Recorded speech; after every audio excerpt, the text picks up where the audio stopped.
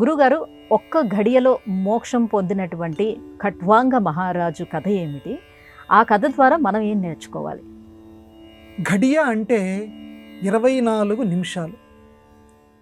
మోక్షం రావటానికి భాగవతం ఏం చెప్పిందంటే 7 రోజులని చెప్పింది కదా. అందుకే ఆదివారం నుంచి శనివారం అంటారు. జీవితంలో ఎవరికైనా సరే 7 రోజులు ఉంటాయి. ఈ 7 రోజుల్లో భాగవతం చదవండి అంటే భాగవతానికి 8వ రోజు చెప్పలేదు, 6 రోజులు చెప్పలేదు. 7 రోజులు అంటే ప్రతిరోజు కూడా భాగవతంలో ఎంతో కొంత చదువుకోండి అని అక్కడ ఉద్దేశం. అందుకని 7 రోజులు ప్రత్యేకంగా చెప్పి భాగవతాన్ని చదవమని కాదు, ప్రతిరోజు కూడా భాగవతాన్ని ఎంతో కొంత చదువుకుంటూ ఉండి జీవితంలో అని. సరే, మన ప్రస్తుత విషయానికి వస్తే 7 రోజులు కాదయ్యా, అసలు 24 నిమిషాల్లోనే మోక్షం వచ్చేస్తుంది.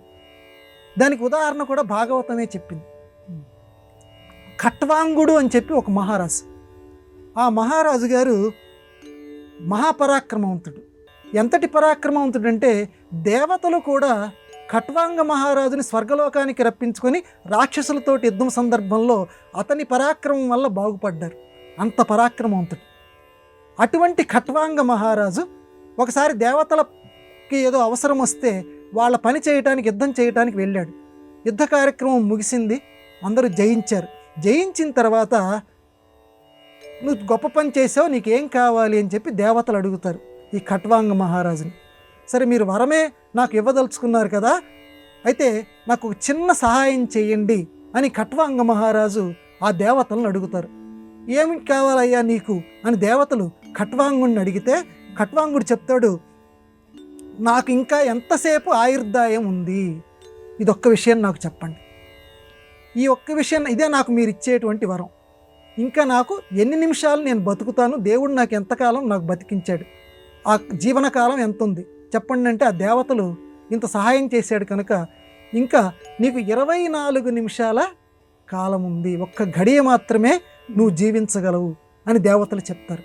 వెంటనే అతివేగంగా ఖట్వాంగ మహారాజు భూలోకానికి వచ్చి యోగం తెలిసినటువంటి వాడు కాబట్టి పద్మాసనం వేసి శ్వాసని బిగించి, ఎందుకంటే ఆ యోగ మార్గంలో తన ప్రాణాలని ఆ 24 నిమిషాల్లోనూ త్యజించి వేసి మోక్షాన్ని అందుకుంటాడు.